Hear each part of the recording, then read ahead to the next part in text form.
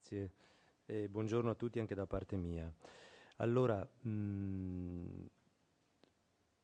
partiamo, abbiamo pensato non di ripetere la presentazione del programma, che sarebbe stata appunto particolarmente pesante, lo citava anche l'assessore, ma di concentrarci su ciò che è successo rispetto all'appuntamento di circa un anno fa nel quale abbiamo presentato al partenariato il risultato, la bozza di proposta.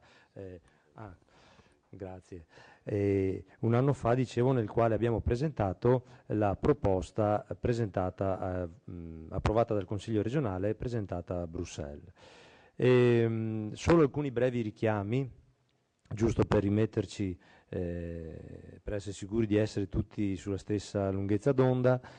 Il programma, come tutti gli altri programmi operativi, è lo strumento di attuazione, è lo strumento che paracaduta sui territori le scelte compiute nell'ambito del quadro regolamentare proposto dalle istituzioni europee a dicembre del 2013, che dava gambe alla strategia 2020 per una crescita in Europa inclusiva, intelligente e sostenibile. Mi limito a citare i tre aggettivi sicuramente arcinoti a tutti. Il quadro regolamentare disciplina non solo il fondo di riferimento per noi, appunto il Fondo Europeo di Sviluppo Rurale, ma anche il Fondo Sociale, il Fondo di Sviluppo Regionale, il Fondo per le attività per l'acquacoltura e la pesca, le attività marittime e la pesca. E questo quadro regolamentare prevedeva la definizione di un accordo di partenariato, di un contratto tra singolo Stato membro e Commissione europea, che andava a definire delle scelte chiave nell'utilizzo dei fondi assegnati a ciascuno Stato membro all'interno di questi fondi che ho citato prima, dando diciamo così, il perimetro del campo di gioco specifico per quello Stato membro. L'Italia ha avuto l'approvazione, e lo ricordo, del proprio accordo di partenariato il 29 ottobre del 2014. All'interno di queste cornici ovviamente si è inserito la predisposizione delle proposte di programma, tra cui la nostra, oggetto poi del negoziato.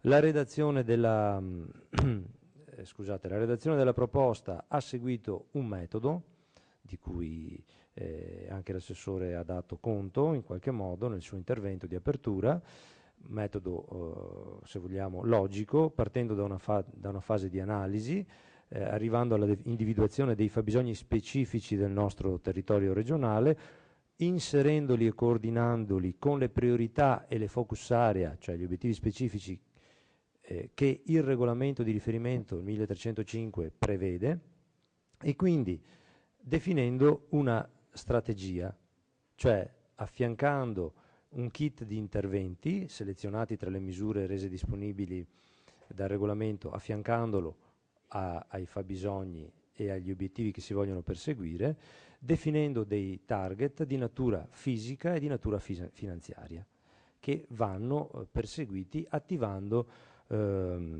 i vari tipi di intervento che sono presenti all'interno delle misure.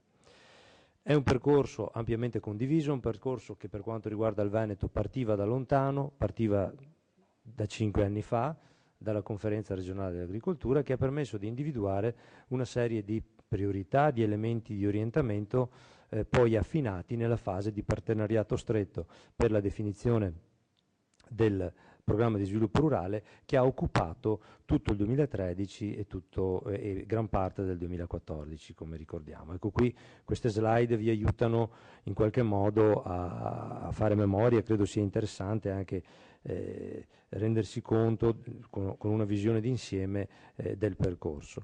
Rispetto a questo percorso, ecco, adesso siamo in una fase di snodo, cioè abbiamo, con l'approvazione del programma avvenuta il 26 maggio, concluso quella fase, entriamo nella fase di attuazione vera e propria del programma. Anche qui un'altra rappresentazione con alcune principali date salienti che poi riprenderò puntualmente. Oggi, mentre stiamo parlando, qual è lo stato a livello europeo? 118 programmi di sviluppo rurale definiti da autorità nazionali e da autorità regionali. Ricordo, la programmazione FEASR è regionalizzata in Germania, in Italia e in Spagna già da tempo, è stata regionalizzata in questa tornata anche dalla Francia. Ho omesso l'Inghilterra, anche l'Inghilterra è regionalizzata ovviamente. E di questi 118 ne sono stati approvati 59 a fine del mese scorso, praticamente al 20 luglio. E di questi 59 ne abbiamo 8 di italiani. Uno è quello della rete rurale nazionale, gli altri li vedete in ordine di decisione di approvazione. Il nostro è stato il primo, subito seguito da Bolzano, Toscana, Emilia, l'Umbria, da ultimo il mese scorso la Lombardia. Le attività degli uffici della Commissione stanno proseguendo proprio per portare possibilmente entro l'anno in approvazione anche la restante parte. Siamo a metà, esattamente a metà del guado. Dunque vediamo cos'è successo. Cos'è successo da quando? Dal 23 luglio. Ho riportato qui la slide che proponeva il programma di questo incontro l'anno scorso, nel corso della quale il sottoscritto e gli altri colleghi responsabili di sezione regionale hanno illustrato a voi, al medesimo tavolo, il risultato finale di tutta quell'attività che stava a monte, come approvato dal Consiglio regionale. Per economia di tempo, di spazio e anche di sopportazione umana, oggi, ripeto, se permettete, al sottoscritto è stato affidato di percorrere le principali modifiche. Ci soffermeremo su quelle. Eventualmente nello spazio per gli interventi, per le domande e chiarimenti, dovessi essere troppo sintetico, non fatevi scrupolo, chiedete pure tutti i chiarimenti del caso o i dettagli del caso. Dicevo, ci sono una serie di scusate, ecco qua, forse questa è una visione più, ci sono una serie di date di riferimento. Allora, il negoziato non è stato né breve né come dire, né leggero, nel senso che ha occupato dal 22 luglio al 29 maggio, quindi stiamo parlando di 10 mesi pieni. E è un negoziato che ha avuto dei passaggi cruciali, tralascio quelli regionali. Abbiamo avuto un primo incontro con la Commissione, un primo bilaterale interlocutoria il 10 di dicembre, basato su alcune prime considerazioni, obiezioni, osservazioni ricevute informalmente dal nostro Desk Office. Il 12 dicembre abbiamo avuto la nota ufficiale inviata all'ambasciata e a noi, direttamente all'autorità di gestione, con le nostre 346 osservazioni al nostro programma. Ricordo in quel momento, come dire, la difficoltà a spiegare, la cito soltanto per cronaca, a spiegare che tutto sommato le 346 osservazioni non ci facevano né caldo né freddo, o meglio ci preoccupavano, ma eravamo in buona compagnia. Cito due numeri giusto per la platea. Perché? Perché i colleghi dell'Emilia Romagna se ne sono visti ricevere 510, se non erro i colleghi del Piemonte più di 800. Cosa vuol dire? Che loro hanno lavorato peggio o meglio di noi? No, semplicemente che le 25 direzioni generali che compongono la Commissione europea hanno fatto il loro lavoro con metodo, attenzione e facendo valere le specifiche prerogative. E il nostro programma, come gli altri, non è stato approvato finché non sono stati soddisfatti tutti i 25 direttori generali.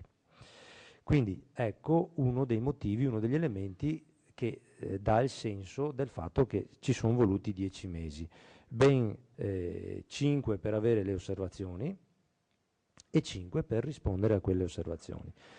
La struttura, allora guidata dal collega del dottor Pani, il dottor Mazzato, è stata spronata a lavorare con tempestività, tant'è che noi siamo ritornati in Commissione europea per la bilaterale decisiva il giorno 20 e il giorno 21 di gennaio. Prima di arrivare il 20-21 gennaio, dal 12 dicembre gli uffici hanno lavorato e hanno proposto puntualmente per ciascuna delle 346 osservazioni / domande le pertinenti risposte.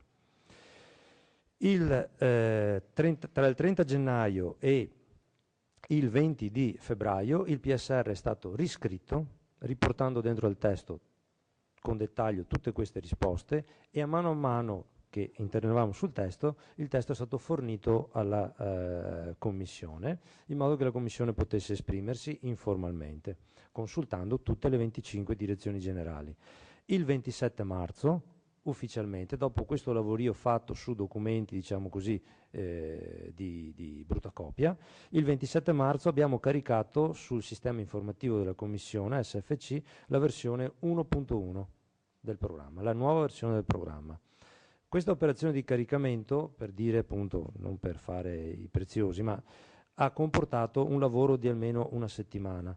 Successivamente, durante il lavoro di caricamento, abbiamo segnalato per le vie telematiche, ci sono sti help desk automatici, tutte queste robe fantastiche, abbiamo segnalato alla Commissione una serie di problemi, nel senso che la Commissione ci ha chiesto di scrivere, siamo passati, se non ricordo male, da 570 pagine a 860 pagine, e il programma non supportava nelle specifiche sezioni tutto il testo richiesto dalla Commissione. Abbiamo appreso che oltre alle DG che sono 25, c'è un servizio interpretariato che lavora autonomamente e fa le traduzioni autonomamente, e quindi le risposte le abbiamo avute prima in testi diversi, inglese e francese, e poi la versione ufficiale in italiano, perché ci hanno messo 15 giorni a tradurlo, e così la gestione del sistema informativo è indipendente dagli uffici che fanno le istruttorie dei programmi, e quindi a un certo punto abbiamo dovuto rimediare, rimodificare i testi, non perché non andassero bene, ma perché dovevano andare bene anche all'informatica. Quindi abbiamo dovuto ritornare su molte cose già definite e concordate con gli uffici specifici della DG Connet o della DG Regio o della DG Ambiente, per ricompattare e tagliare pezzi, perché sennò gli informatici non allargavano l'applicativo. Così lavora la Commissione. Allora, ecco il motivo per cui abbiamo fatto poi una versione 1.2 il 24 di aprile e una versione 1.3 il 30 di aprile, perché dal 24 aprile al 30 aprile la Commissione ha preteso ulteriori modifiche di cui non si era resa conto nei 9 mesi precedenti. Finalmente, chiuso il 30 aprile, il 26 maggio abbiamo avuto la decisione di approvazione, la numero 3482 della Commissione. Alcuni materiali che abbiamo usato, ma che probabilmente alcuni di voi hanno potuto anche vedere, almeno questo quadro l'avete visto, perché questo quadro delle risposte e delle modifiche apportate al programma, questo qui, è stato adottato con la delibera 305, se non ricordo male, del 18 marzo da parte della Giunta regionale, in modo tale da chiudere e cristallizzare tutte le modifiche effettuate in risposta alle 346 obiezioni della Commissione. Dentro al testo del programma trovate anche delle fantastiche, bellissime tabelle, queste qua, riferite a ciascuno degli interventi della misura 10, e sono tabelle appunto che in ossequio al regolamento 808 specificano per ciascun impegno agroambientale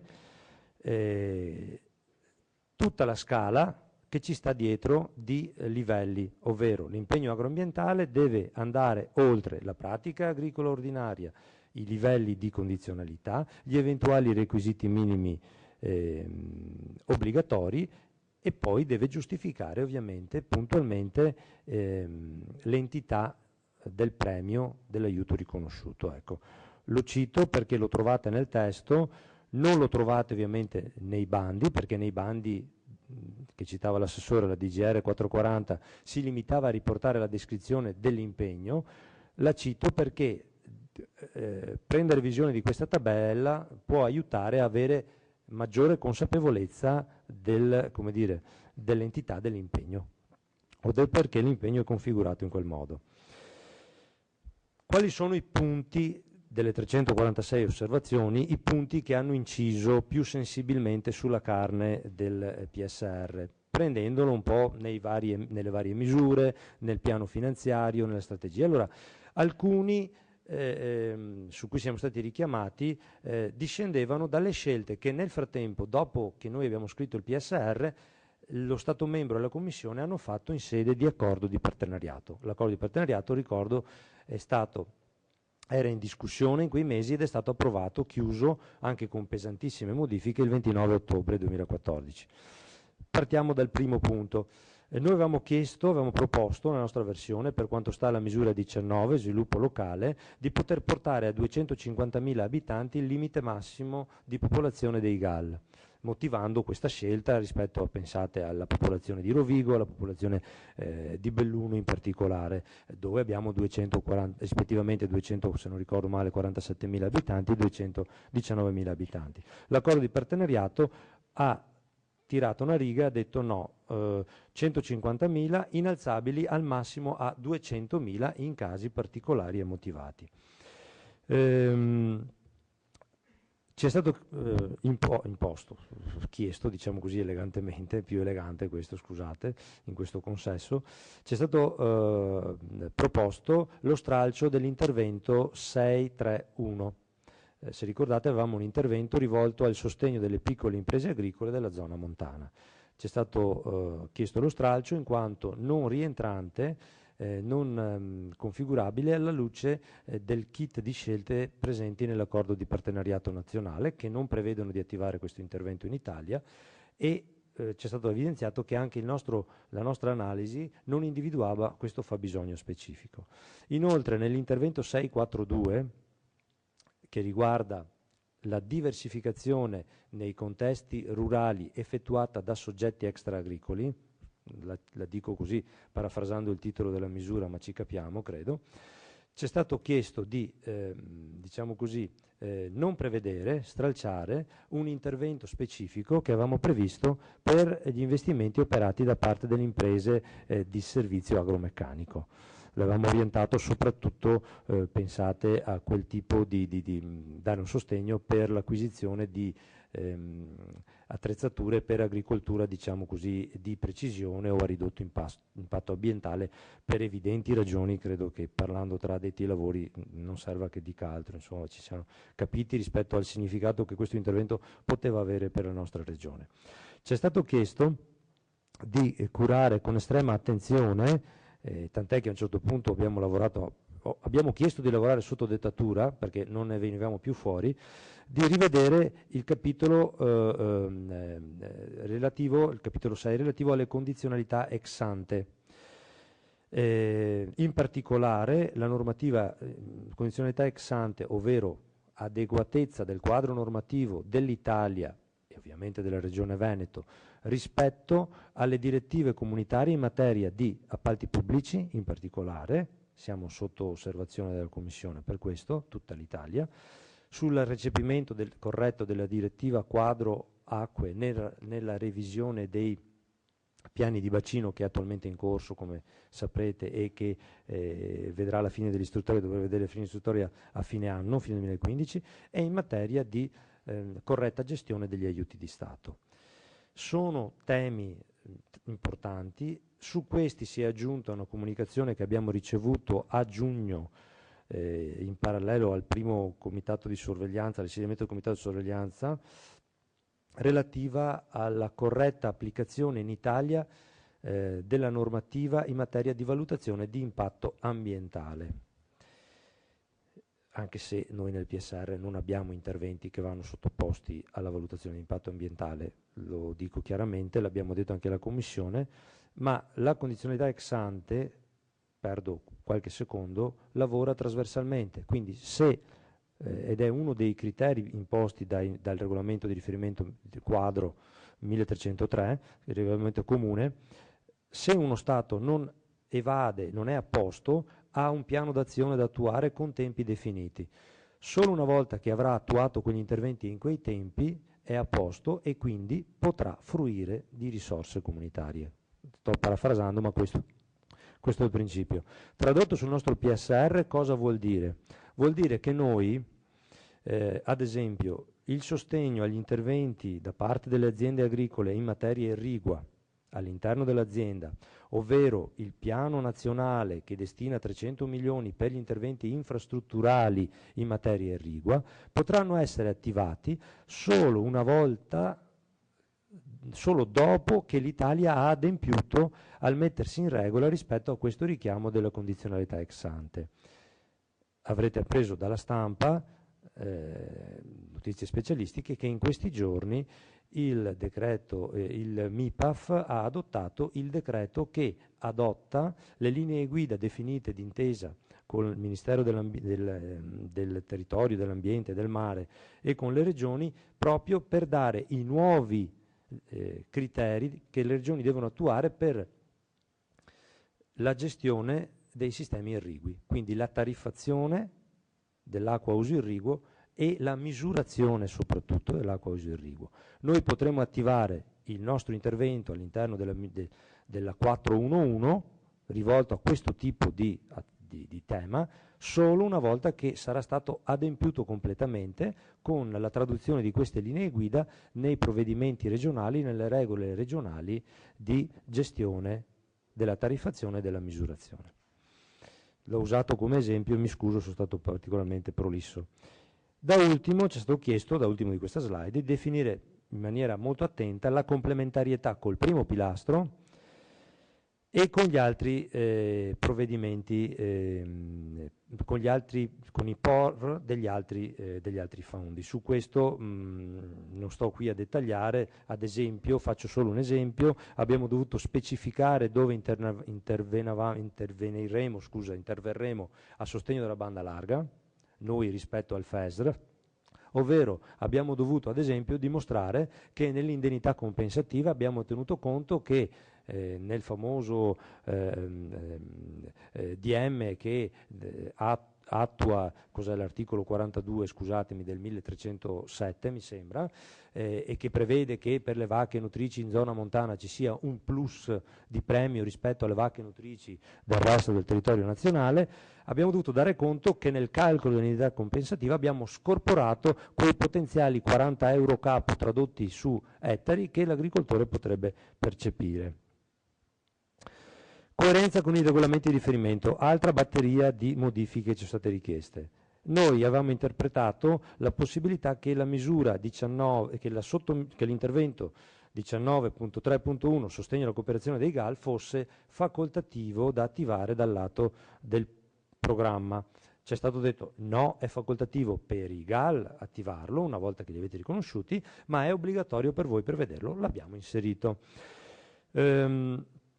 Ci è stato chiesto di verificare attentamente la coerenza dei principi, dei criteri di selezione di ciascuna misura con i fabbisogni del programma e con la strategia, e ci è stato chiesto di dare evidenza che prevederemo per ciascun bando, di ciascuna misura, di ciascun intervento, una soglia minima di punteggio al di sotto della quale quella domanda, pur ammissibile tecnicamente, non può andare in graduatoria di punteggio perché ha un punteggio troppo basso. Ci è stato chiesto per la misura 1 relativa al trasferimento di conoscenze alla formazione di aprire l'accesso non solo agli enti accreditati presso Regione Veneto, ma a tutti gli enti formativi accreditati nell'impero europeo, scusate la battuta. Da ultimo, nella selezione invece degli organismi di consulenza per le imprese agricole, c'è stato un forte richiamo all'applicazione di quello che è il kit, il quadro delle procedure, delle norme, scusate, in materia di appalto pubblico, con riferimento ovviamente alla qualità dell'offerta e soprattutto al costo offerto. Una terza categoria di interventi che sono stati richiesti a modifica, legati alla giustificazione dei tassi di aiuto, dei livelli di premio proposto e alcune osservazioni invece di natura strettamente tecnica all'interno delle singole misure. Partiamo dalla misura, diciamo così, più importante rispetto anche alle scelte strategiche, che richiamava l'assessore nella sua apertura. 411 investimenti materiali nelle aziende agricole. Per semplificare la vita, la parte di investimento che non fa riferimento alla stretta produzione, esempio di questi giorni, uva, ma che fa riferimento alla trasformazione e commercializzazione, dall'uva vino, ok? Quella parte lì, se l'investimento ha una parte rivolta a quello, l'aliquota non è quella della 411, ma deve essere quella della 421. Un'aliquota che non supera quindi il 40%. Sapete che nella 411 invece arriviamo anche al 60% nel caso del giovane montano. Okay? Poi ci è stato chiesto di non avere un limite massimo di età dei beneficiari, cioè anche gli ultra 65 anni devono avere parità di accesso alla misura. Ricorderete tutti, nella 121 abbiamo uno sbarramento. Chi è in età pensionabile non accedeva. Ci è stato chiesto di inserire un targeting specifico sui criteri di selezione rivolto alle aziende che hanno come dire, un fatturato, una produzione standard, compresa tra i 12.000 minimo montagna, 15.000 minimo pianura e i 250.000 euro di produzione standard. Abbiamo definito una soglia di ingresso che non era definita all'inizio della nostra proposta, che sono i 12.000 e i 15.000 euro a seconda della zona. Ecco, siamo stati richiamati rispetto a quel cipiglio sulla condizionalità ex ante, ci hanno chiesto di dettagliare bene l'articolo 46 del regolamento, che è quello che disciplina in che casi è ammissibile l'intervento irriguo una volta superata e risolta dallo Stato la condizionalità ex ante. Non li cito perché ci vorrebbe un'oretta per spiegarci bene. Intervento 611, anche qui la priorità della Giunta, i giovani, le nuove imprese. Sapete, abbiamo un target importante, almeno 2000 giovani in questi 6 anni. Avevamo fatto una proposta molto articolata, anche importante. No. Premio univoco 40.000 euro. No conto interessi, non è possibile, deve essere un premio una tantum in conto capitale. L'insediamento non può essere avvenuto da prima di 12 mesi dalla data di domanda. Attenzione, cambia, ok? Noi avevamo riproposto i 18 mesi, come nel vecchio periodo, non è possibile. Chiarimento importante, si è giovani agricoltori sino al compimento del 41esimo anno. Qui ho il collega, il dottor Andriolo, che rappresenta la sezione che gestisce questo intervento, che mi guarda per ricordarmi sta roba, la dico, hai ragione. Sì, sempre, noi siamo giovani nel cuore, siamo sempre giovani, vero? Ecco. Però, attenzione, cambia, ok? 40 anni e 364 giovani, 64 giorni è giovane. No, però, assessore, guarda che questo regala un anno di gioventù a qualcuno. Boh. Perché eravamo più tegnosi fino a qualche giorno fa. Allora, ecco, attenzione, altra cosa, l'ho citata prima come criterio di selezione targeting, qui invece è una barriera di ammissibilità. L'azienda in cui il giovane si insedia deve avere una dimensione in produzione standard minimo di 12.000 euro 6 montagna, 15.000 6 in altre zone. Attenzione, è anche una massima non superiore ai 250.000 euro. E qua non c'è stato verso, abbiamo lottato col coltello tra i denti vanamente sino alla fine, ma sta roba qua ce l'hanno infilata proprio a fine marzo, non c'è stato verso di scardinare, soprattutto quella massima, che potrebbe essere un problema, perché ripeto, è produzione standard. Vado avanti, sempre su questo tenore, le misure agroambientali. Rispetto alle proposte trovate una rivoluzione dentro al singolo intervento. Se qualcuno di voi si è già letto il 10.1.2, ad esempio, ha visto che ci sono stati degli spostamenti notevoli, proprio un cambio di strategia di quell'intervento. Cioè la Commissione europea non vuole vedere giustificazioni economiche che facciano riferimento al fatto che io ti do un impegno che ti porta ad avere una minor resa. Non esiste. Tu fai l'impegno con la minor resa, io non ti pago la minor resa, ti pago la tecnicalità dell'impegno. Sembrano robe da chirurghi queste qua, però guardate che insomma ci ha creato dei problemi.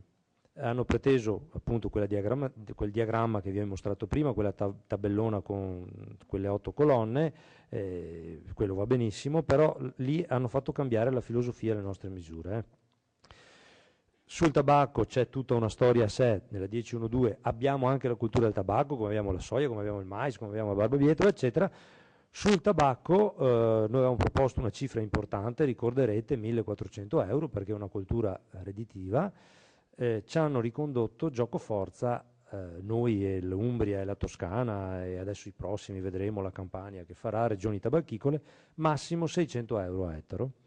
Inoltre ci hanno fatto documentare bene la non cumulabilità tra la misura 10 e la misura 11 del PSR. Viaggiano su due binari separati e gli impegni non sono sovrapponibili, se non in maniera molto circostanziata in taluni casi, che sono quelli che già avevamo nel passato. Misura 13, indennità azienda agricola in zona montana, si è trasformata in un laboratorio, quella benedetta misura, e purtroppo siamo finiti per applicarla, perché abbiamo aperto a marzo, ricorderete, ce lo ricordava l'assessore, per cui abbiamo aperto e poi la misura è stata modificata in corso d'opera, a chiusura del negoziato.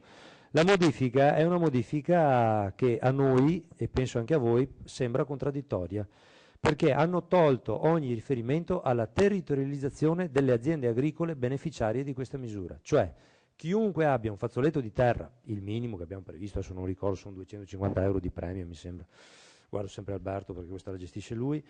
Allora, ci hanno fatto togliere ogni riferimento, per cui chiunque di noi presenti in sala oggi, io notoriamente non abito in zona montana, può prendersi, con i titoli di conduzione ammessi, proprietà, affitto, a seconda dei casi, un fazzoletto in zona montana e chiede il premio in zona montana e ha diritto ad avere il premio in zona montana, con la griglia di livelli e entità dei premi.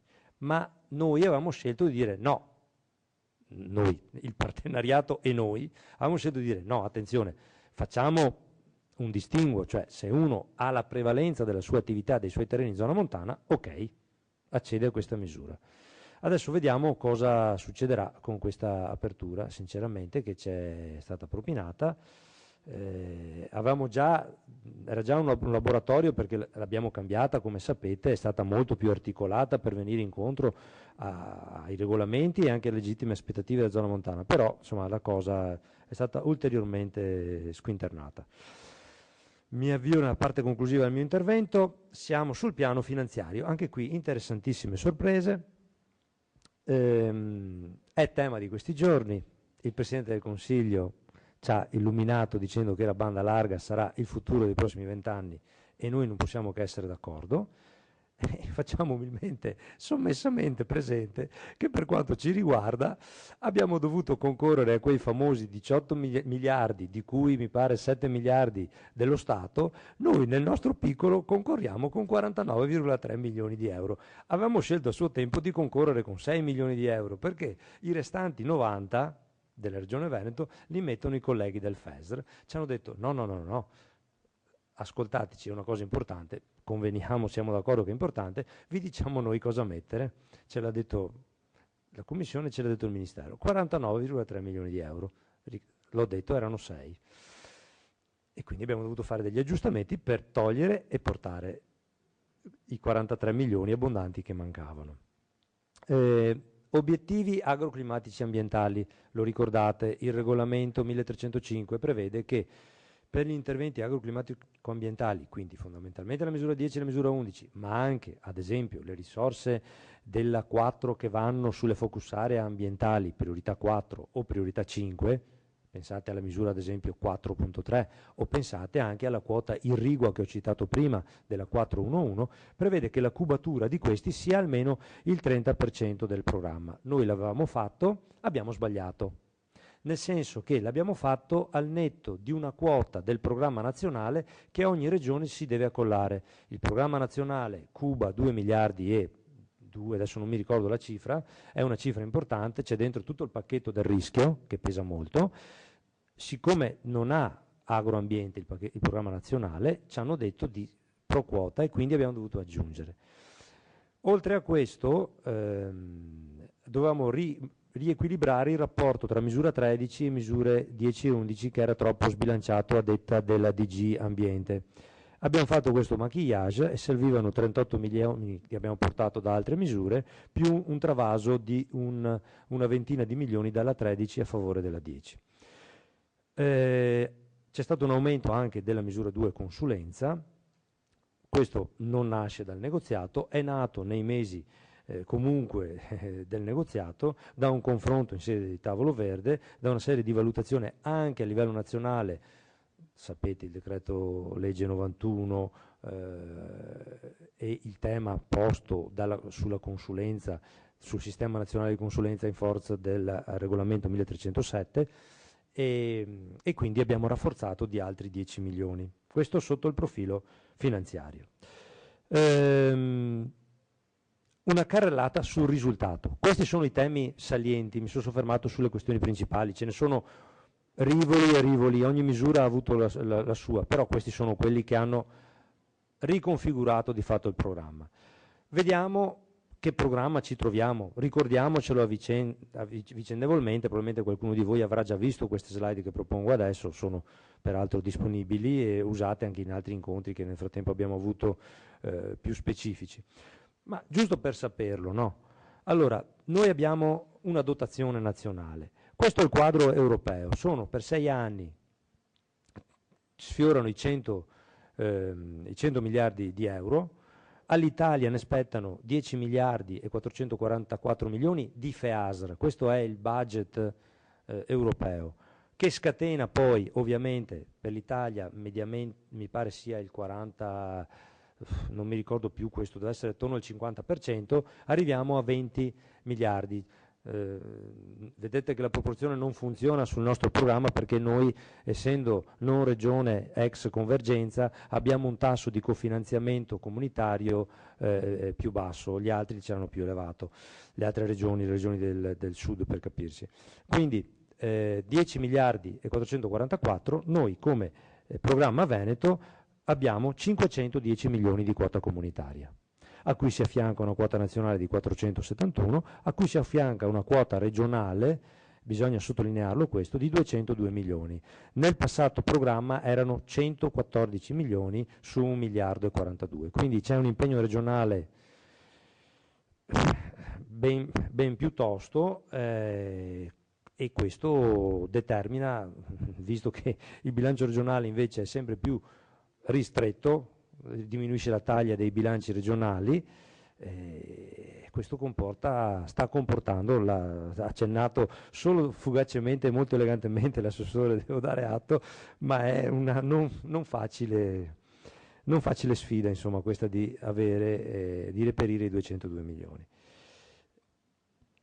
L'indice è invariato, questo è l'indice del programma, vedete sta sfilza, sono 18 capitoli, non sono 19, uno non l'abbiamo utilizzato perché riguardava l'attivazione dei sottoprogrammi. Sono titoli abbastanza parlanti, mi rendo conto che possono risultare ermetici per chi magari si affianca da poco a queste materie, per noi addetti ai lavori ci vengono fuori dagli occhi. Capitolo 1 e 2, l'analisi, il contesto regionale, inutile, siamo il Veneto 4 dati qua, dai chilometri quadrati della superficie ai quasi 5 milioni di abitanti, il rapporto pianura e territori vari. Vado veloce. La zonizzazione.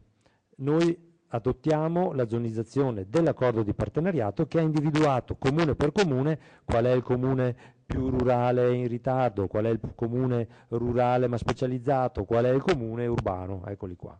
Sono qua, niente di nuovo, era uno strumento già usato, è stato aggiornato, ci sono piccole variazioni, alcuni comuni che passano da mi pare da B1 a C, ecco. Una tabella che rappresenta il territorio montano, le zone montane.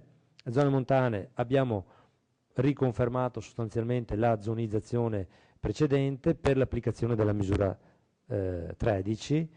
Abbiamo comuni interamente montani, abbiamo i comuni della zona pedemontana che in taluni casi sono parzialmente montani. Qua facciamo riferimento al decreto fatto dal nostro servizio sistema informativo del settore primario, giusto nella primavera di quest'anno, se non erro la primavera dell'anno scorso, non mi ricordo più bene, in cui abbiamo proprio per i comuni parzialmente montani, lo sapete, la mappatura dei fogli, e tutto questo è caricato sul sistema informativo di Avepa con cui gestisce le domande. Se i primi capitoli sono l'analisi che porta all'elencazione che porta alla descrizione dei temi propedeutica all'individuazione di fabbisogni, abbiamo poi invece la vera e propria parte legata ai fabbisogni e alle focus area. Cioè, il capitolo 4.5, voi vedete c'è una descrizione, elencazione, descrizione di 32 fabbisogni. Ricordate, partivamo da un'ottantina di fabbisogni riconfigurati, emersi da tutti i gruppi di lavoro fatti col partenariato, dalla consultazione online che abbiamo fatto anche con il partenariato.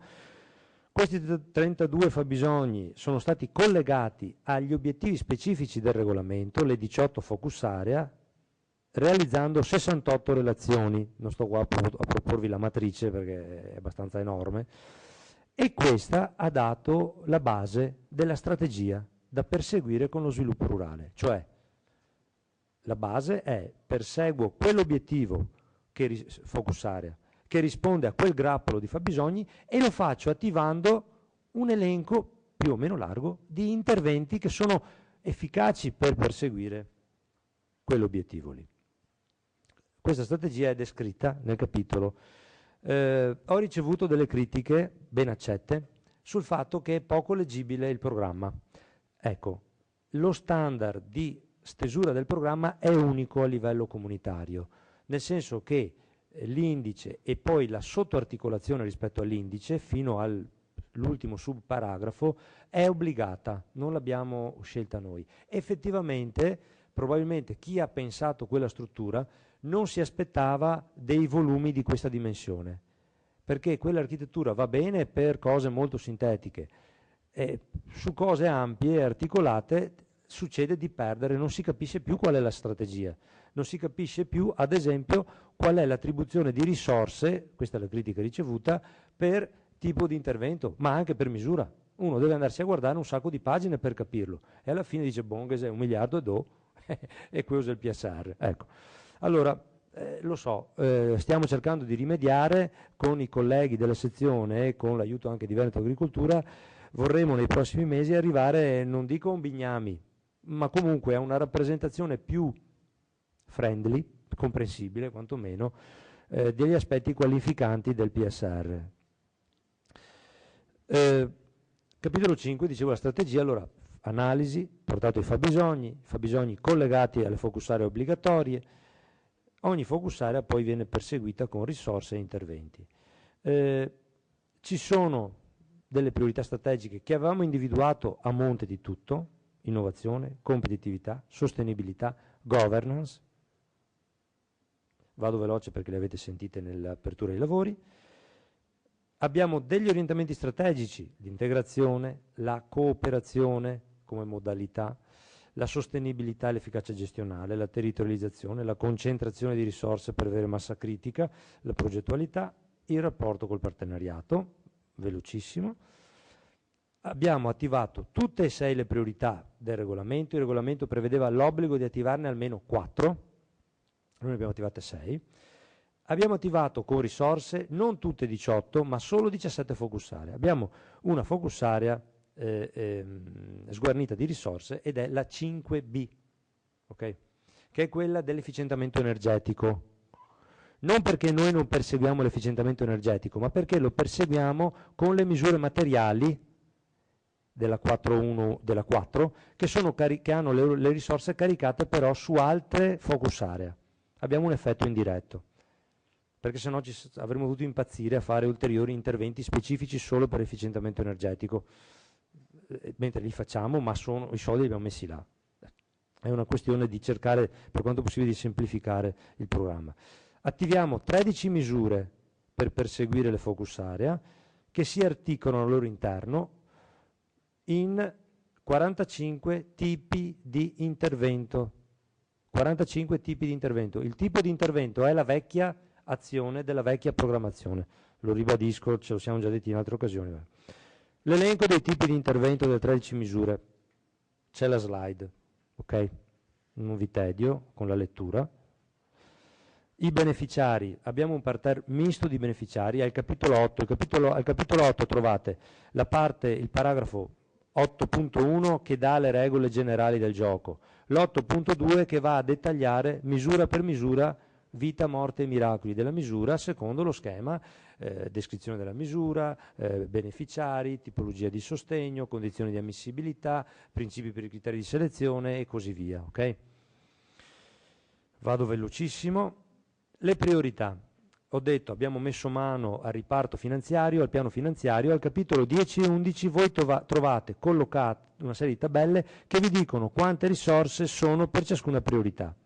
Le priorità sono, le richiamo, la 1 il trasferimento di conoscenze, la 2 la redditività e la competitività dell'agricoltura e delle aziende agricole, la 3 l'organizzazione della filiera e la gestione dei rischi, la 4 la tutela degli ecosistemi, la 5 l'uso efficiente di risorse, la 6 la lotta alla povertà, l'inclusione sociale e lo sviluppo delle zone rurali. Non sto qua a leggere i numeri, li vedete.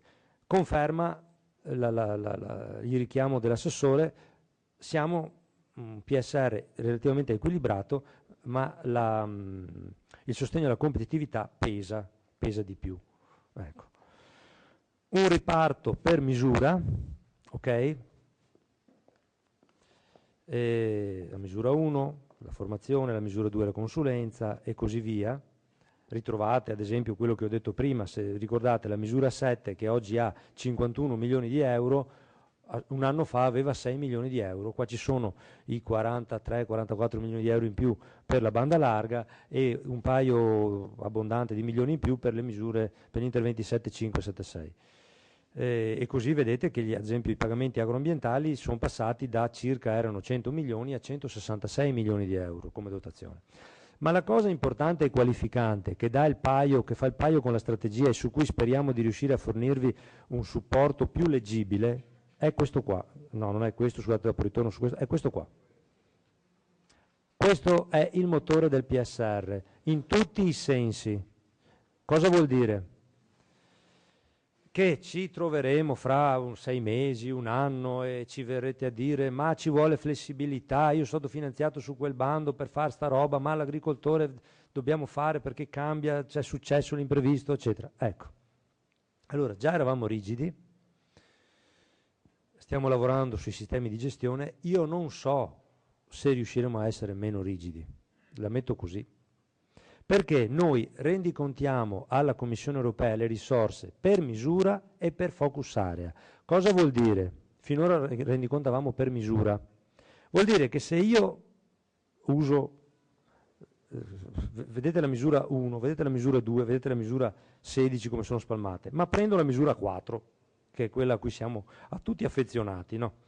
Della misura 4, che è super dotata, 446-447 milioni di euro, i 25 milioni di euro che sono sulla 5A, che vuol dire gestione efficiente delle risorse idriche, irrigazione per noi, possono essere spesi solo là. Quindi vuol dire che io, per carità, valuteremo con i colleghi anche di noi e di Avepa, se anziché prendere sta pompa qua, ok, prendi la pompa equivalente, vabbè, ci arriviamo.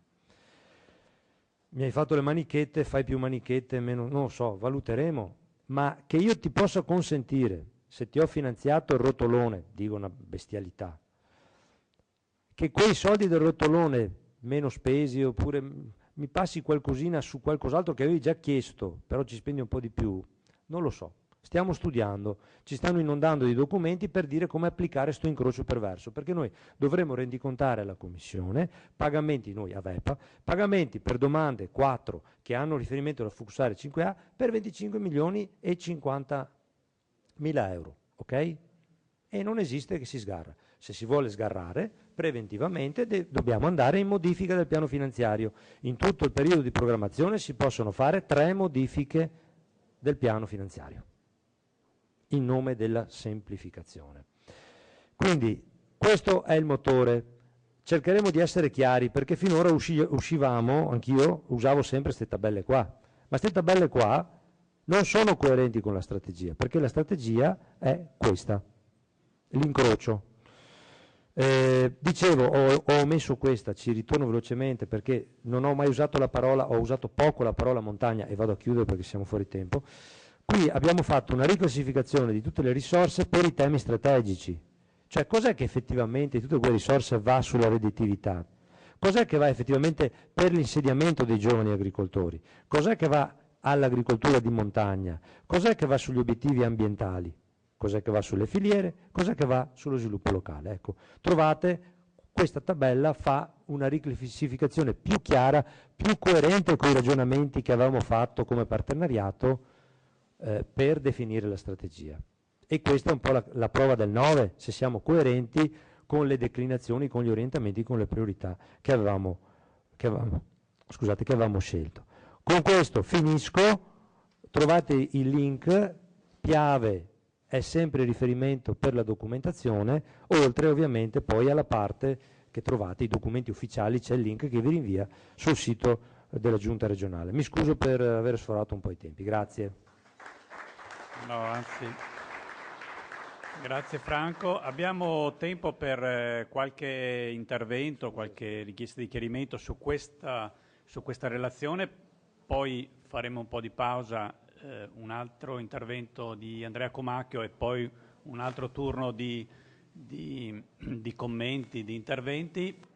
Se su questo aspetto, direi molto interessante e anche molto complesso, avete visto, illustratoci da Franco Contarin, i presenti hanno piacere di fare qualche considerazione, abbiamo i microfoni che sono a vostra disposizione.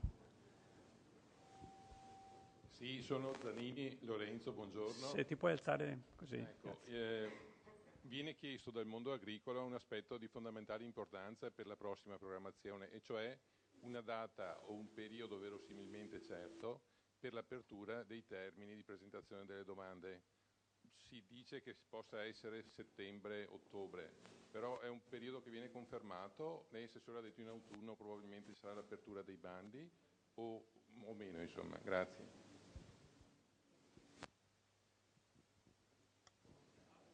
Magari qualche altra domanda se c'è, ma questa è la domanda delle domande. Risposta delle risposte. No, la risposta delle risposte è che deve aspettare l'intervento successivo sul quale trattiamo gli aspetti applicativi.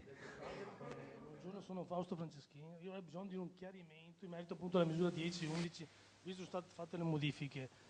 Porto un esempio, ad esempio per l'allevamento, cioè i produttori, quelli praticamente custodi, allevatori e diciamo coltivatori custodi, se la domanda come diciamo custode quindi custode produttore di specie che sono in via di estinzione, ecco, può essere compatibile con le misure biologiche. In questo caso qua, da quello che ho capito, non posso andare a pari passo. Grazie.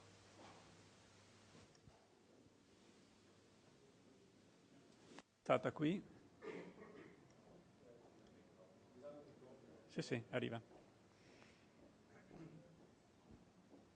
Oreste del Re, niente, io chiedevo relativamente alla misura 3.2 di promozione, perché nelle precedenti letture avevo capito che chi non aveva dei nuovi iscritti nei consorzi tutela nell'anno precedente aveva dei problemi a partecipare alla 3.2 e mi preoccupava soprattutto la parte del lattiero caseario, perché sappiamo tutti che le stalle godono, scusatemi l'ironia, di gravi difficoltà, ecco, in questo momento. Grazie. Altre richieste? E allora, sempre all'ultimo minuto. È aperto? Sì. Ce n'è un'altra? Sì. Aspettiamo. Sì. Buongiorno a tutti, una domanda sempre tecnica riferita al concetto del discorso della VIA, della VAS, della Vinca, ma non è escluso. Io chiedo insomma che alcuni interventi possano essere soggetti a VAS e Vinca. Estremizzo, se io faccio un nuovo bosco con una specie che va bene in agricoltura ma dal punto di vista ecologico non è adeguata per quell'area, il mio progetto PSR deve essere sottoposto a VIA, VAS, Vinca e procedure simili? Grazie. Allora... Sì, io tanto provo a rispondere, ripeto, sono quesiti molto tecnici, il primo invece è molto economico, oltre che temporale, ma si risponderà ampiamente il dottor Comacchio che vedrete darà soddisfazione su questo punto.